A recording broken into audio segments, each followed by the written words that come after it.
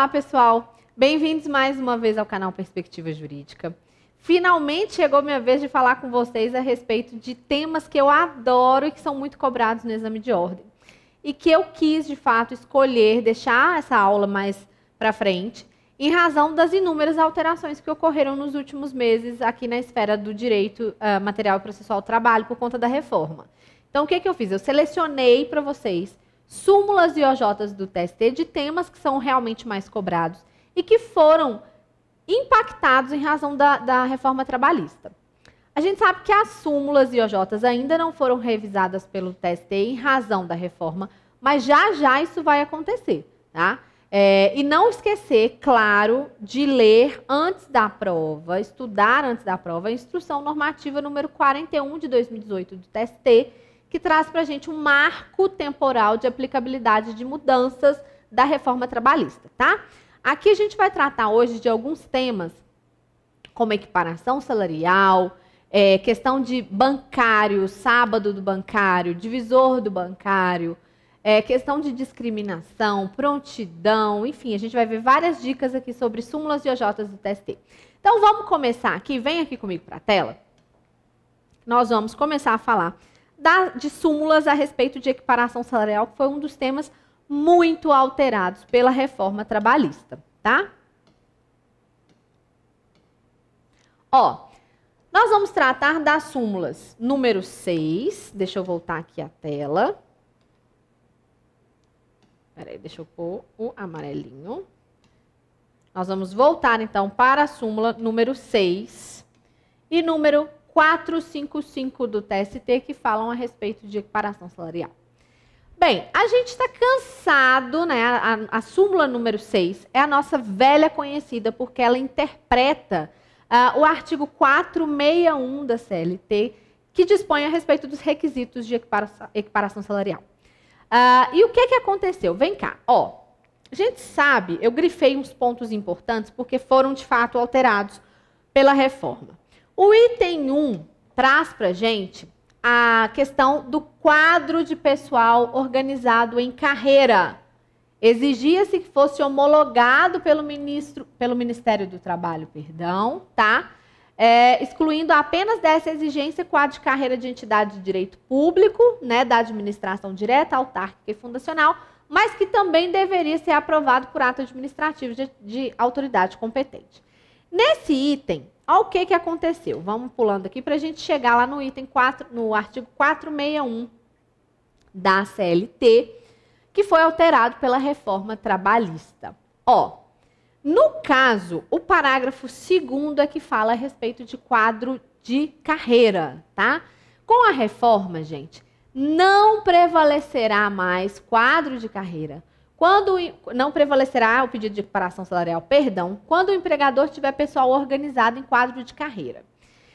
Ou adotar ainda por meio de norma interna da empresa ou de negociação coletiva, então eu tenho aqui mais algumas possibilidades, um plano de cargos e salários, tá? Só que o que a reforma fez? Dispensada qualquer forma de homologação ou de registro em órgão público. Então, eu não preciso mais homologar no Ministério do Trabalho, né, o meu plano de cargos e salários. Basta eu ter um plano de cargo instituído por meio de uma norma interna ou de uma negociação coletiva, sem necessidade de registro em órgão público, para afastar o pedido de equiparação salarial, tá bom? Complementando, ainda a gente tem um parágrafo 3º, tá? Que quando houver, né, um plano de cargos e salários, um plano de carreira, as promoções poderão ser feitas por merecimento e por antiguidade ou por apenas um desses critérios dentro de cada categoria profissional. Por que esse parágrafo 3º diz isso? Porque antes, gente, da reforma trabalhista, a equiparação salarial, quando havia o quadro de carreira homologado pelo Ministério do Trabalho, para afastar o pleito equiparatório, era importante que houvesse também o critério de promoção por merecimento e antiguidade, tá? Agora não. Agora pode ser merecimento e antiguidade, ou só por merecimento, ou só por antiguidade, tá? Então, isso foi uma mudança importante no artigo 461, parágrafos 2º e 3º, e que diz respeito ali àquele inciso, aquela linha primeira da súmula 6 do TST, que vai sofrer alteração em breve, tá? Bom, vamos voltar lá para a súmula, para a gente ver qual que é o próximo tópico que é importante você saber. Para efeito de equiparação de salários em caso de trabalho igual, conta-se o tempo de serviço na função e não no emprego. Ora, professor, isso aqui também foi alterado. E foi alterado para afastar pedido de equiparação entre trabalhadores com um tempo maior de casa, tá? E que, consequentemente, tenham um salário maior. Olha lá o que diz o parágrafo 1º do artigo 461, alterado pela CLT. Trabalho de igual valor para os fins deste capítulo será o que for feito com igual produtividade e com a mesma perfeição técnica. Entre quem? Entre pessoas cuja diferença, grifa diferença. Diferença de quê? De tempo de serviço para o mesmo empregador não seja superior a 4 anos. E a diferença de tempo na função não seja superior a 2. Então, tem que haver, no máximo, uma diferença de 4 anos entre paradigma e paragonado, tá? No máximo, 4 anos na casa, na empresa. E, no máximo, uma diferença de 2 anos entre paradigma e paragonado na função, tá? Isso aqui foi uma mudança estratégica da reforma trabalhista para evitar pleito equiparatório com o trabalhador velho de casa, tá? Bom, o item 3, né, equiparação, só é possível se o empregado e paradigma exercerem a mesma função, desempenhando mesmas tarefas, não importando se cargos têm ou não a mesma denominação. Ok, isso aí também permaneceu. Bom, qual outro item que é importante aqui a gente pensar? É o item número 6, tá? Da súmula número 6. Olha o que ela diz. Presentes os pressupostos do artigo 461, é irrelevante, não interessa, a circunstância de que o desnível salarial tem origem em decisão judicial que beneficiou o paradigma, exceto se decorrente de vantagem pessoal ou de tese jurídica superada pela jurisprudência da Corte Superior, ou ainda na hipótese de equiparação salarial em cadeia. Professora, vou dizer que teve uma alteração importante a respeito de equiparação em cadeia, tá? Deixa eu achá-la aqui para vocês, porque ela está bem no finalzinho. Ó, parágrafo 5º.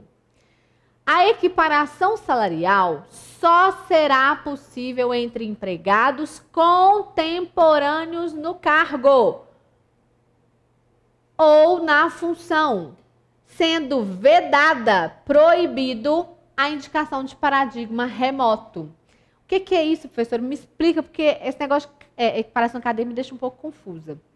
Gente, é o seguinte.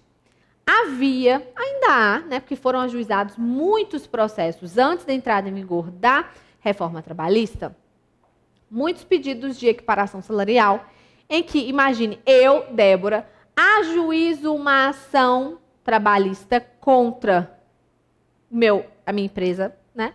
Imagine um banco que me emprega, eu sou bancária, ajuizo uma ação contra o banco que me emprega, e aí eu peço equiparação salarial com vários colegas da casa, tá? E aponto lá no meio 2 paradigmas que conseguiram um salário maior porque também ajuizaram a ação trabalhista e pediram a equiparação em relação a outros paradigmas. Então, eu tenho os meus paradigmas diretos, que imagine que é Maria, José, Alessandro e Carlos. O Carlos e o José obtiveram a equiparação salarial com o Hudson, com a Maria e com a Clara. Então, eu tenho Maria e Clara, e o outro que eu esqueci o nome agora nesse momento, que eu indiquei 3, né? Imagine que esses 3 do Carlos são os meus paradigmas indiretos. São os meus paradigmas remotos. Eu tenho os meus diretos que eu indiquei e tenho os indiretos, né? Que serviram de referência para esses 2 diretos meus que conseguiram por meio de justiça. Então, agora, eu não posso mais indicar paradigma remoto. O juiz vai desconsiderar paradigmas remotos, tá? Que são aqueles que conseguiram diferença salarial porque também ajuizaram uma ação. Eles não vão poder servir mais aqui como os meus paradigmas. Eu tenho que pedir equiparação com trabalhadores contemporâneos comigo no cargo ou na função. Inclusive, eu não posso indicar paradigma com quem eu nunca trabalhei. O que acontecia muito, principalmente em banco, né? É um setor que isso acontece muito. Eu não posso indicar mais paradigmas remotos. Ele tem que ser contemporâneo comigo no cargo ou na função, tá? Eu tenho que ter tido contato com esse trabalhador durante o período em que eu laborei, ok? E é vedada a equiparação em cadeia. Porque aí eu indico os diretos e ali tem escondidinhos os indiretos que eu também quero reconhecer equiparação com os indiretos. Isso não pode mais com a reforma trabalhista, tá? Antes, podia, tá? Para os contratos celebrados anteriormente à reforma, plenamente possível a aplicação do item 1 da súmula, mas para os contratos novos, após a entrada em vigor da reforma trabalhista, não. Aí nós vamos aplicar, de fato, o disposto no artigo 461 da CLT, alterado pela reforma, tá? Bem, vamos voltar lá na nossa súmula número 6, tá? Lembrando aqui que o item 4 da súmula, que vige perfeitamente aos contratos de trabalho celebrados antes da entrada em vigor da reforma trabalhista. Não importa que ao tempo da reclamação, né, sobre equiparação, o reclamante de paradigma esteja no serviço do estabelecimento, desde que o pedido se relacione com situação pretérita. Ou seja, eu posso perfeitamente, se o meu contrato foi celebrado antes da entrada em vigor da reforma, pedir equiparação salarial com o José, tá? Mas o José já foi mandado embora. Só que é válido? É válido. Pelo item 4 da súmula, é perfeitamente possível. No entanto, em algum momento eu tenho que ter trabalhado com ele, tá? Não interessa o tempo que eu trabalhei com ele, mas é que eu tenho que ter trabalhado com ele, né, na questão da simultaneidade, no meu contato com o José, mas ao tempo do ajuizamento da ação não é necessário, de fato, que ele esteja ainda trabalhando na empresa, tá bom? Então, volta aqui comigo para a tela e vamos lá ver outras questões do artigo 461 que são importantes. O caput sofreu também uma alteração pela reforma. Olha aí que eu até grifei. Sendo idêntica a função a todo trabalho de igual valor, prestado ao mesmo empregador, no mesmo estabelecimento empresarial. Corresponderá a igual salário, sem distinção de sexo, etnia, nacionalidade e idade. Qual que foi o objetivo aqui dessa no mesmo estabelecimento empresarial? Dificultar que o trabalhador que labora, imagine, num município, peça equiparação com o trabalhador que labora numa outra filial em outro município. Porque a gente sabe que localidade para a súmula é mesmo município ou em municípios que pertençam comprovadamente à mesma região metropolitana. Então, aqui, ele tem de fato que trabalhar no mesmo estabelecimento empresarial. Eu restringo essa extensão, essa localidade, para dificultar, de fato, a possibilidade do trabalhador alcançar êxito nos pleitos de equiparação salarial, tá? Vem aqui comigo também, que tem outra consideração importante no parágrafo 6º. 461 da CLT, artigo 461 da CLT reformada. No caso de haver comprovação de discriminação por motivo de sexo ou etnia, o juiz determinará, além do pagamento das diferenças salariais devidas, multa para quem? Em favor do empregado discriminado, no valor de 50% do limite máximo dos benefícios do regime geral de previdência. Aqui foi importante? Foi importante, né? Porque, de fato, a gente sabe que homens e mulheres, infelizmente, não ganham ainda a mesma coisa para idênticas funções. Não. Há uma diferença ainda salarial entre homens e mulheres. E se ficar comprovado, né, que houve, de fato, essa discriminação salarial por motivo de sexo, né, ou por motivo de etnia, né, entre negros e brancos, ou entre indígenas e negros, e entre indígenas e brancos, enfim. Comprovou a discriminação, o trabalhador, né, que foi discriminado, ele vai receber, além das diferenças salariais que lhe forem deferidas, também uma multa, tá? No importe de 50% do valor do regime, né, do benefício máximo que o regime geral de previdência social oferece. Aqui a gente tem que prestar atenção, porque é o seguinte: primeiro, é multa, não tem natureza salarial, tá? Não se submete ao efeito expansionista circular, não vai integrar remuneração. É uma multa, uma questão indenizatória com caráter punitivo, educativo, pedagógico para o empregador. Ok. Segundo, o legislador tarifou o valor dessa multa, tá? Então, se eu não me engano, hoje o regime, o teto é R$ 5.645 e alguns centavinhos, se eu não me engano, 80 centavos. Ou 32 centavos, algo assim. A multa é metade disso. Tá? 2.000 e algum, 2.000 um pouquinho, metade desse valor. Então, tarifou, impossibilitando a estipulação de valores maiores, tá? Quando se sofre discriminação por sexo ou etnia no ambiente de trabalho. Então, teve essa malícia do legislador. Não vamos atribuir natureza salarial, é uma multa, tá? Não vai integrar a remuneração e vamos tarifar esse valor para evitar pedidos com valores exorbitantes e deferimento, sentenças com valores exorbitantes. Ok? Ok. Então, vamos lá, continuando.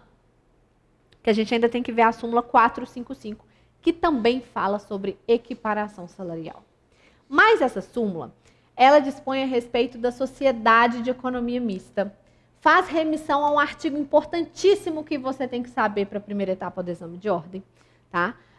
E diz o seguinte: a sociedade de economia mista, não de vermelho grande na sua cara, não se aplica a vedação à equiparação prevista no artigo 37, inciso 13 da Constituição, pois ao admitir empregado sob o regime da CLT, equipara-se a empregador privado, conforme disposto no artigo 173, parágrafo 1º, inciso 2 da Constituição.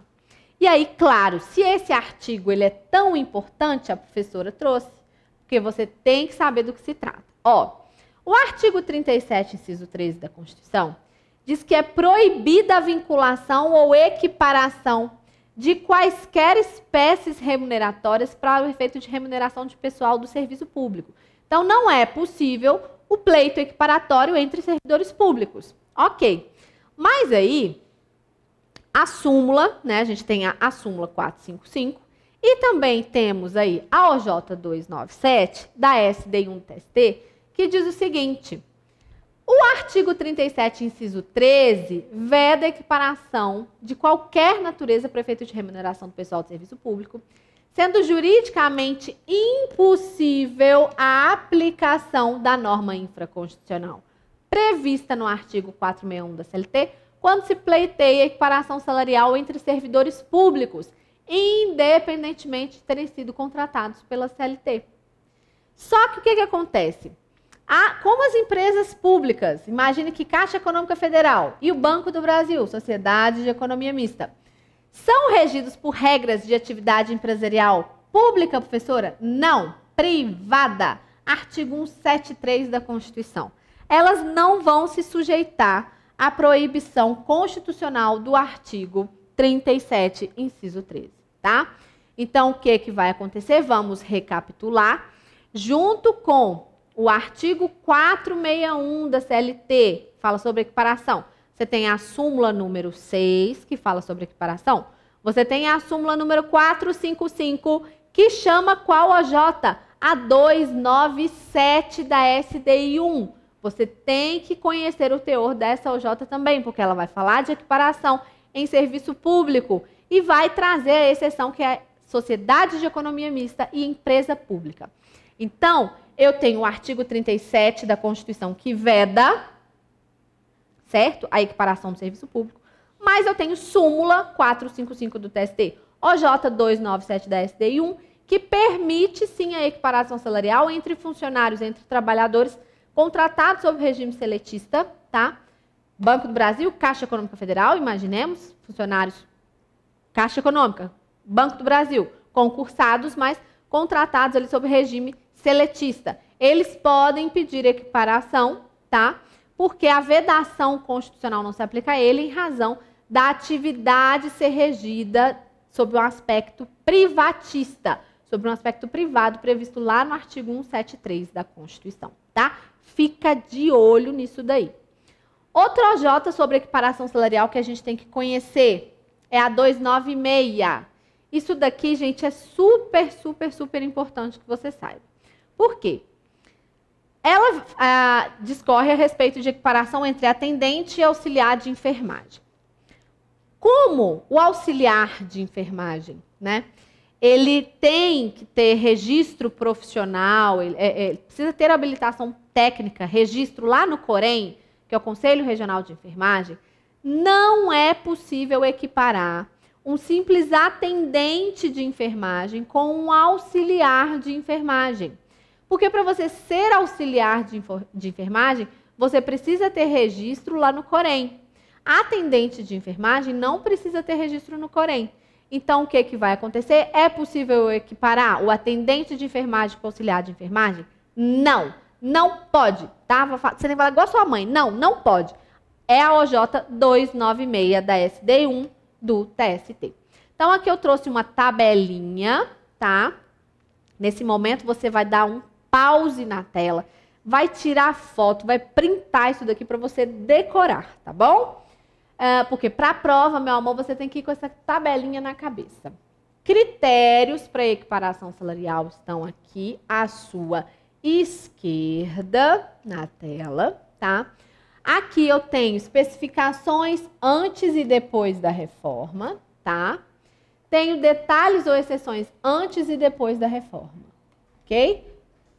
Tira a foto, memoriza e vamos embora, tá? Ó, trabalho tem que ser de igual valor, com igual produtividade e perfeição técnica do trabalho.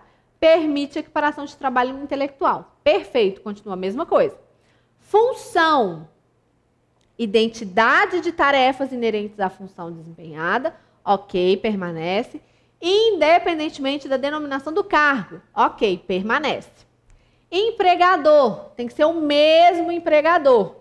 Qual que era as exceções, os detalhes antes da reforma? Não se aplica à administração pública, direta, autárquica e fundacional. E o mesmo empregador inclui o grupo econômico, em razão da súmula 129 do TST. Após a reforma, houve alteração do critério empregador? Houve. Então, marca um xizinho aí, porque houve.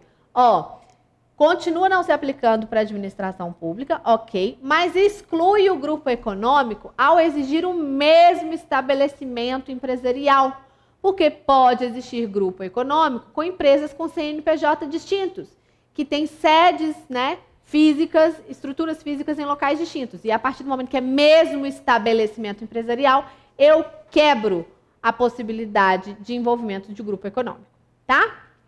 Local. Prestação de serviços no âmbito do mesmo município era o que se determinava antes. Agora, após a reforma, houve alteração? Houve. Marca aí. Prestação de serviços no mesmo estabelecimento empresarial. Antes da reforma, em municípios diferentes, desde que comprovado que pertencessem à mesma região metropolitana. Agora é obrigatoriamente no mesmo estabelecimento. Tempo de serviço. Houve alteração? Houve. Marca um X. Antes da reforma, a diferença de tempo no serviço na mesma função, não falava de cargo, não falava de tempo de serviço na casa, era de função, inferior a 2 anos em relação ao paradigma. Com a reforma mudou. O tempo entre paradigma e paragonado não pode ser superior a 2 anos. Em que? Na função. 2 função, 2 função, 4 empresa. 2 função, 4 empresa. 2 função, 4 empresa. Cuidado para não trocar. Então, é não superior a 2 anos na função e não superior a 4 anos na empresa. Repete. 2 função, 4 empresa. 2 função, 4 empresa. Tá? Vai com isso para a prova.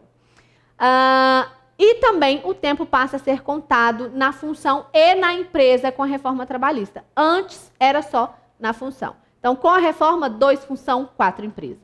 Tá? Continuando o nosso quadrinho. Plano de cargos e salários, né? Plano de quadro de carreira, outro critério. Antes da reforma, o que acontecia? Se existisse, ele deveria ser homologado pelo Ministério do Trabalho e os critérios de promoção deveriam ser por antiguidade e merecimento. Alterou, professora, com a reforma? Alterou. Marca um X. Se existir o quadro, ele não precisa ser homologado pelo Ministério do Trabalho, não precisa sequer ser registrado em cartório. Ele pode ser previsto também em norma coletiva ou em regulamento empresarial. E a promoção pode, ela não deve, ela pode ser por antiguidade e merecimento ou só por merecimento. Eu não preciso obrigatoriamente dessa ordem aqui, ó, um e o outro. Não pode ser um ou o outro, não os dois necessariamente, tá? Critério época. Antes da reforma, os trabalhadores eles deveriam prestar ou terem prestado serviço simultaneamente. Com a reforma, ela expressa de que os trabalhadores devem ser contemporâneos, sendo vedada a equiparação remota, que é o que a gente tinha conversado. Com detalhes e exceções antes da reforma, é que admitia-se equiparação quando da substituição não eventual, no caso de férias e de licenças. E equiparação também em cadeia se permitia. Agora, a equiparação só entre trabalhadores contemporâneos e não pode a equiparação em cadeia, tá bom? Então, fica atento aí a essas dicas sobre equiparação salarial, que como teve muita mudança, a chance de despencar nos próximos exames é muito grande, tá? Vamos então agora para a nossa dica número 2, que é sobre intrajornada, súmula 437 do TST. Ó, a súmula, eu grifei para você de roxinho, ela dizia o seguinte: a não concessão ou a concessão parcial do intervalo intrajornada mínimo para repouso e alimentação implica o pagamento total do período correspondente, não apenas daquele suprimido, com o adicional de 50% sobre o valor da remuneração da hora normal de trabalho, tá? Sem prejuízo do cômputo da efetiva jornada de labor para efeito de remuneração. Bem, primeiro item que a gente tem que analisar aqui. A não concessão ou concessão parcial implica o pagamento da hora cheia com adicional. Então, imagine, vamos lembrar, que eu faço jornada de 8 horas diárias, 40 semanais. Então, eu tenho direito a 1 hora de intervalo intrajornada, certo? Certo. Só que o meu empregador, ele só me concedia 50 minutos para descanso e alimentação. Então, faltavam ainda 10 minutos. E aí ele me mandou embora, fiquei brava demais, ajuizei a ação, fui lá pedir o intervalo intrajornada que ele não me concedia totalmente, ele me concedia parcialmente.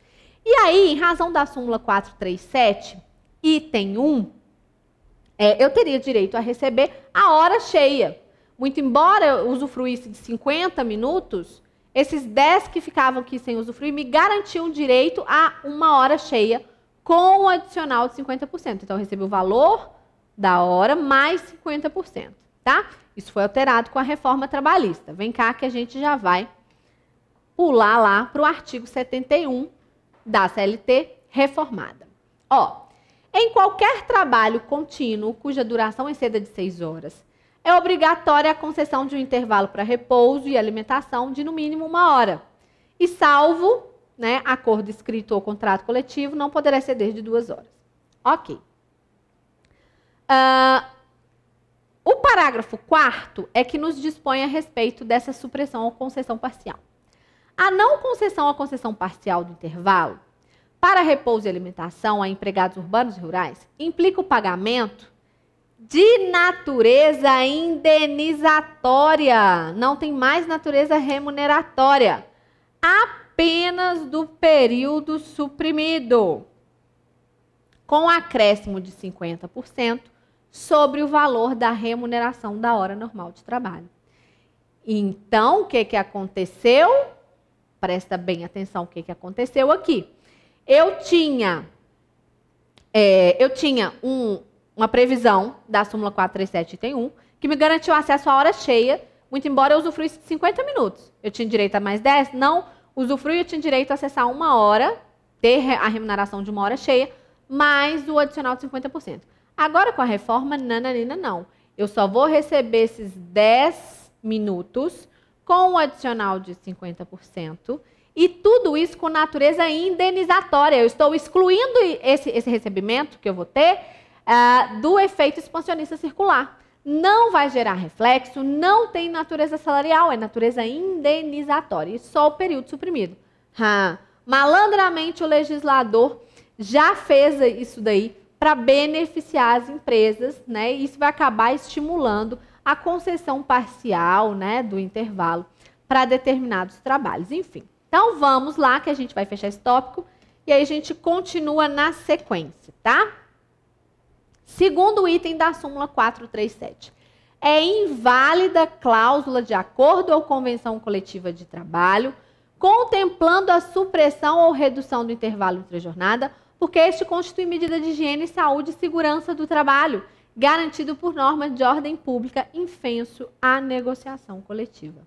Então, é inválida a cláusula de acordo ou convenção, contemplando a supressão ou intervalo do intrajornada. Olha o que aconteceu, gente. Presta atenção. Vamos lá, porque a gente tem um artigo maravilhoso, lindo de morrer, que é o 611-A. A convenção coletiva e o acordo coletivo de trabalho tem prevalência sobre a lei quando dispuser sobre intervalo entre a jornada, respeitado o limite mínimo de 30 minutos para jornadas superiores a 6 horas. Ok. Artigo 611-B, parágrafo único. Regras sobre duração do trabalho e intervalos não são consideradas como normas de saúde, higiene e segurança do trabalho. Ou seja, meu amor, o que aconteceu? Olha o que fez. Agora, antes da reforma, não era permitido que norma coletiva, né, CCT ou ACT, reduzissem ou suprimissem o intervalo entre a jornada. Tá? Então, imagine que tem jornada de 8 horas e aí a CCT reduzia para 45 minutos o meu intervalo, tá? Para descanso e alimentação. Antes isso era inválido. Agora pode. Agora pode por quê? E isso, gente, lembrando, para os contratos celebrados a partir de 11/11/2017, porque a gente está falando de direito material, tá? Antes vai valer o item 2 da súmula bonitinho. Bem, então volta para cá. O que vai acontecer?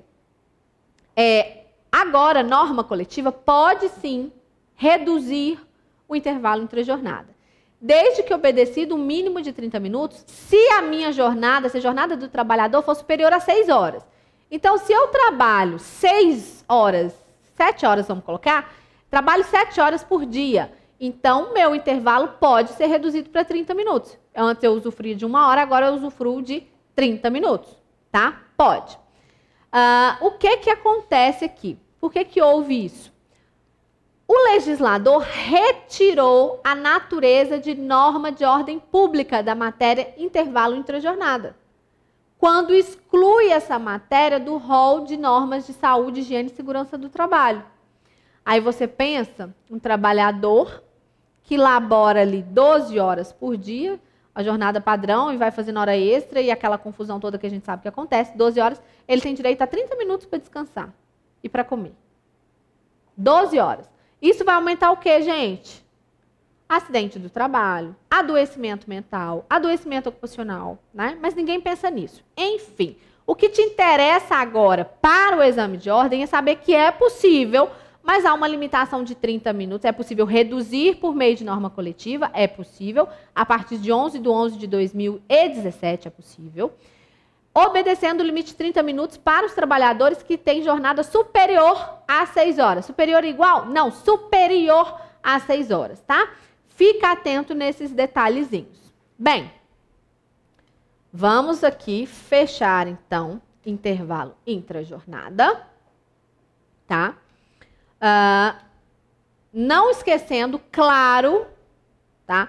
Dos artigos 71 da CLT, súmula 437 do TST. Vamos lembrar também artigos 611A e 611B, parágrafo único, quando for falar de intervalo intrajornada. O que você não pode esquecer, em hipótese alguma, é que após a reforma trabalhista, o trabalhador que usufruía parcialmente do seu intervalo, se ele fizer o requerimento judicial, ele vai poder ganhar apenas o período que lhe foi suprimido, com adicional de 50%, sem natureza salarial. Isso aqui é natureza indenizatória, tá? Questão de direito material só vai se aplicar às alterações da reforma a partir de 11/11/2017, ou seja, de contratos celebrados após 11/11/2017, tá? Na sequência, a gente vai fazer uma pausa e a gente continua o nosso top 10 de súmulas e OJs do TST para o exame de ordem. Até mais!